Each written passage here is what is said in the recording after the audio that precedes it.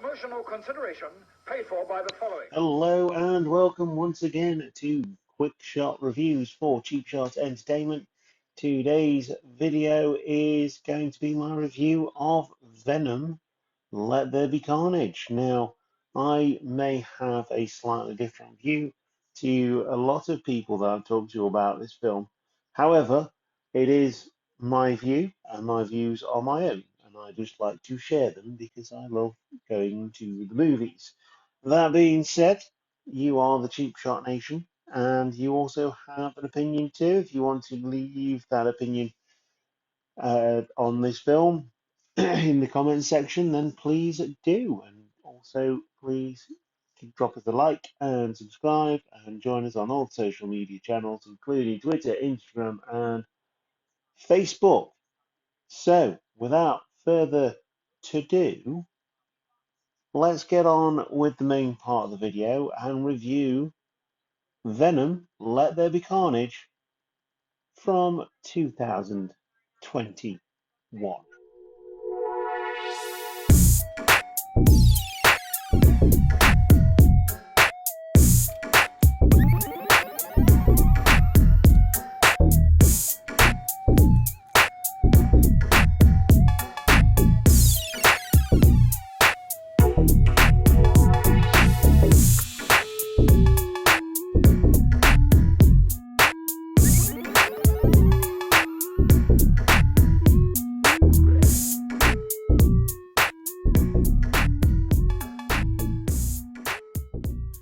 So, Venom, Let There Be Carnage from 2021, directed by the one and only Andy Serkis, my precious, and with writers for the screenplay by Kelly Marcel and the story by none other than Tom Hardy himself.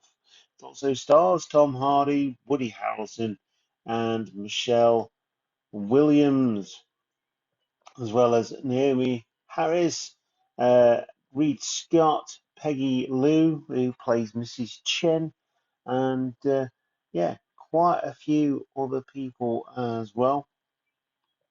So, so Venom, Let There Be Carnage. Eddie Brock struggles with his new life to adjust to his new life, with Venom the symbiote being part of that life, which grants him superhuman abilities.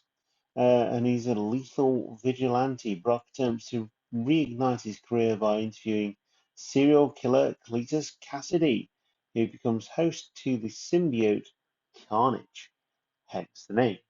Let There Be Carnage. And it certainly was Carnage, and we'll get to that later. And he escapes prison after a failed execution. So Carnage bonds to Cletus, and we get the ensuing movie. So let's first get this out of the way. I really enjoyed the 2018 release of Venom, the movie, which was the precursor to Let There Be Carnage.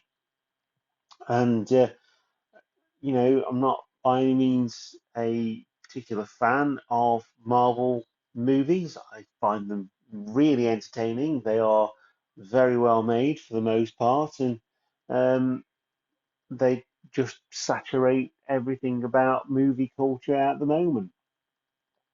Um, but I do get entertainment out of them, and that is why I decided to go and watch Venom Let There Be Carnage. It's slightly different, although it's a Marvel movie. It's done in conjunction with Disney and Sony, so there is a little bit of license in order to do things ever so slightly different, and different they do indeed.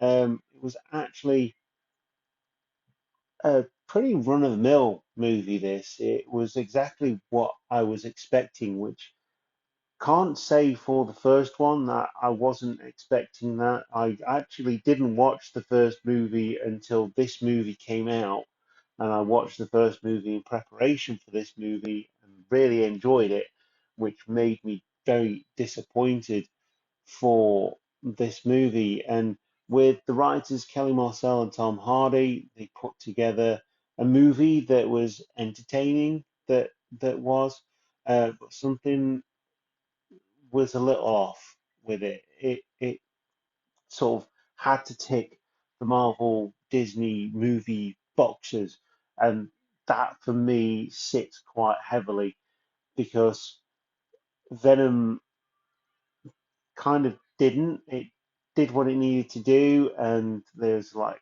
an end scene, an end after credit scene, which I'm not going to spoil, which just didn't need to be there really.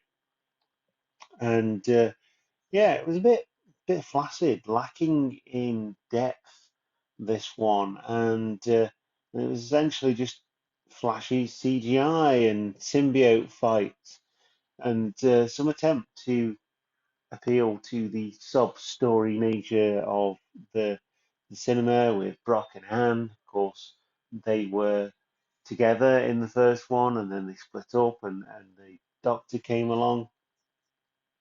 Um, but in terms of characters, they were lacking. They were one-sided. They were one-dimensional, and the writers not doing much to let the audience submerge and delve into the richly detailed character stories and arcs.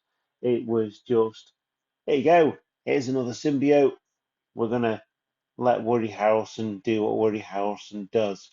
Um, and like I say, Venom the symbiote, star of the movie, is not as funny. The the relationship between Brock and Venom in this one, and although it's fun to watch Carnage on screen, not familiar with him in the comic books. Basically, I only know what I know about Spider-Man from playing the games and also playing the games and watching the movies. So we've never really seen Carnage, so that was a step out of the comfort zone as well. Um, I, you know, I did find, the improved screen time of Mrs. Chen quite entertaining as well in terms of the relationship between Brock, Venom, and Mrs. Chen, obviously keeping the secret and things like that. So, yeah, it's not as good as Venom from 2018. It's watchable. The CGI and the action, but it's mediocre, and its contents are just, like I say, they're tick boxes, um, from the script to the storyline, and it is hardly a movie that I would be sitting down to watch again. Unlike Venom, I again really enjoyed that. So yeah, a bit of a here and there review of this, of trying to get all my thoughts out on this movie. There are people that said, "Yeah, you've got to go and watch this. It's really good. It's so good."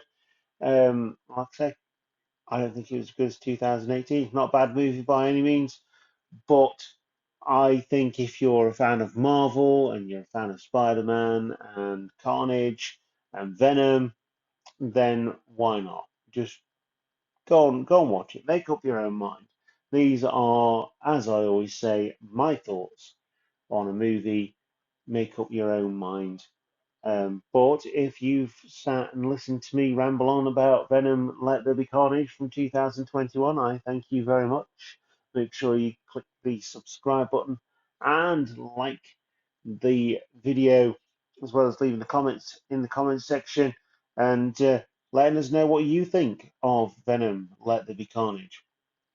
Also join us on social media, Instagram, Twitter, and Facebook. And don't forget to check out the t-shirt shop on Close to Order.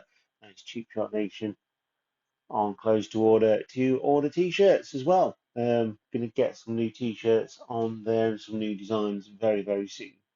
So that's my review. I would say give it a go, and I will see you next time, Cheap Shot Nation. Keep watching those movies and stay safe. Goodbye.